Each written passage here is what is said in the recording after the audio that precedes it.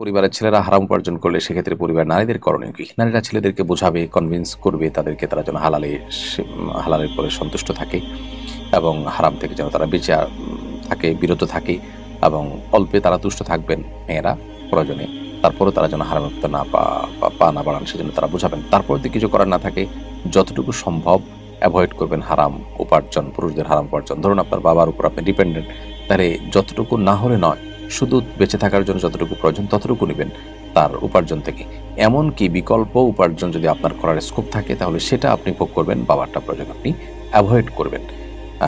যদি সেরকম কোনো ওয়ে না থাকে তাহলে যতটুকু না হলে নয় ততটুকু শুধু আপনি গ্রহণ করবেন এবং একই সাথে তাদেরকে নাসিহার কাজটা অব্যাহত রাখবেন। ইনশাআল্লাহ আপনি আল্লাহর কাছে দায়ী থাকবেন না। এমনি তানভীর হাসান শিমুল লিখেছেন, আমার স্ত্রী মারা যাওয়ার 1 মাস আগে আমাকে বলেছিল সে তাড়াতাড়ি মারা যাবে এবং আমাকে ওয়াদা করতে বলে যাতে আমি আর বিয়ে না করি। এখন আমি আমার করণীয় কি? আপনি যদি ওয়াদা করে থাকেন তাহলে ওয়াদাকে পরিপূর্ণ করার চেষ্টা করবেন। কারোর জন্য বিয়ে করা যদি ফরজ পর্যায়ে না হয় তাহলে সেক্ষেত্রে স্ত্রীর প্রতি আপনার ওয়াদা, মুসলমান যে ওয়াদা করে সেটাকে রক্ষা করার চেষ্টা করবেন। আর যদি আপনি নিরুপায় হন, যে স্ত্রীর কথা শুনতে গেলে আপনি গুনাহে লিপ্ত হয়ে যেতে হবে সেরকম পর্যায়ে চলে আসে, তাহলে সেক্ষেত্রে নিরুপায় হলে আপনি ওয়াদা ভঙ্গ করতে পারেন।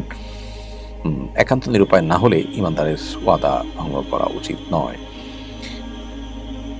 এমনি নূর আলম আপনি লিখেছেন, আমি স্কুলে পড়ি, আমাদের একজন শিক্ষক ভালোভাবে পড়ান না। এ ব্যাপারে যদি হেড স্যারের কাছে অভিযোগ করি এটা গীবত হবে কিনা? না, এটা গীবত হবে না, বরং গাফিলতি করছেন শিক্ষক এরকম হলে কর্তৃপক্ষের কাছে অভিযোগ করাটা বরং আপনার কর্তব্যের অংশ, এটা নিষিদ্ধ গীবত নয়। এরপরে প্রশ্ন হলো, রোহান চৌধুরী আপনি লিখেছেন, আমি একজনকে ভালোবেসে অনলাইনে বিয়ে করি, এখন তার প্রতি আমার আগের মতো কোনো ভালোবাসা আসে না, তাকে এখন ছেড়ে দিতে মনে চায়। আমাদের মধ্যে শারীরিক কিছু হয়নি, এখন আমার কি করা উচিত? বিশুদ্ধ হওয়ার জন্য মূলত একই মজলিসে সাক্ষীদের উপস্থিতিতে প্রস্তাব এবং সম্মতি এটা হওয়াটাই জরুরি। এটুকু হয়ে থাকলে আপনাদের বিশুদ্ধ হয়ে গেছে। আর বিশুদ্ধ যদি হয়ে যায় তাহলে সেক্ষেত্রে স্বামী স্ত্রী হিসাবে পরস্পরের প্রতি সব পাওনা, অধিকার, কর্তব্যগুলো সব সাব্যস্ত হয়ে যাবে। আর যদি এরকমটি না হয় তাহলে সেটা বিবাহ বিশুদ্ধ হয়নি। অতএব অনলাইনে বিয়ে করেছেন বলতে কি সেটা আমি বুঝি না। একটা মজলিসে উভয়ের উপস্থিতিতে দুজন সাক্ষীর সামনে প্রস্তাব সম্মতি এটা হলে সেটা বিশুদ্ধ হবে বিবাহ। সেটাও আরও বিভিন্ন শর্ত সাপেক্ষে, যেমন মেয়ে তার অভিভাবক সম্মত আছে কিনা সেটার উপরেই ডিপেন্ড করবে। কারণ সংখ্যাগরিষ্ঠ ইমামদের মতে অভিভাবকের সম্মতি ছাড়া মেয়েদের বিয়ে বিশুদ্ধ হয় না। অতএব অনলাইনে দুজনের সাথে আপনার প্রস্তাব সম্মতি অনলাইনে চ্যাটিংয়ে পাঠালেন বা একজন আরেকজনকে বললেন, আর এটার স্ক্রিনশট কাউকে দেখায় না, সাক্ষী হয়ে গেল তারা, বিবাহটা এরকম হয় না বা বিয়ে বিশুদ্ধ হবে। সারফারাজ ইউসুফ আপনি লিখেছেন, ভারত থেকে বলছি, আমি বাইরের রাজ্যে গিয়ে কাজ করি, 2-3 মাস থাকি। ওই 2-3 মাস কি আমি কসরের সালাত আদায় করতে পারবো?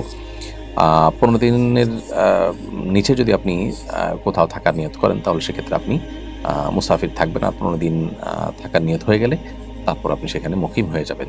অতএব যেখানে কাজ করতে যাচ্ছেন সেখানে 15 দিন থাকার নিয়ত বা 15 দিনের বেশি থাকার নিয়ত থাকলে আপনি মুকিম হিসেবে পুরো নামাজ পড়বেন, আর না হলে কম থাকলে আপনি মুসাফির হিসাবে নামাজ পড়বেন। সুজন মাহমুদ আপনি লিখেছেন, শ্বশুর শাশুড়ি থেকে স্বেচ্ছায় উপহার দিয়েছে, এখন বউ ও শাশুড়ি খোঁটা দিচ্ছে, আমি খুব অতিষ্ঠ, করণীয় কি? আপনি সেটা ফেরত দেওয়ার চেষ্টা করুন। তারা যখন খোঁটা দিচ্ছেন তাহলে বুঝতে হবে যে তারা আসলে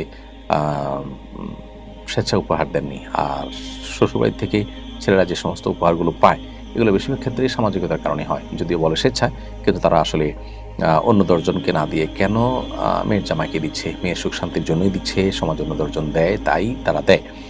তো সেই জায়গা থেকে এটা আপনার অ্যাভয়েড করাই উচিত ছিল।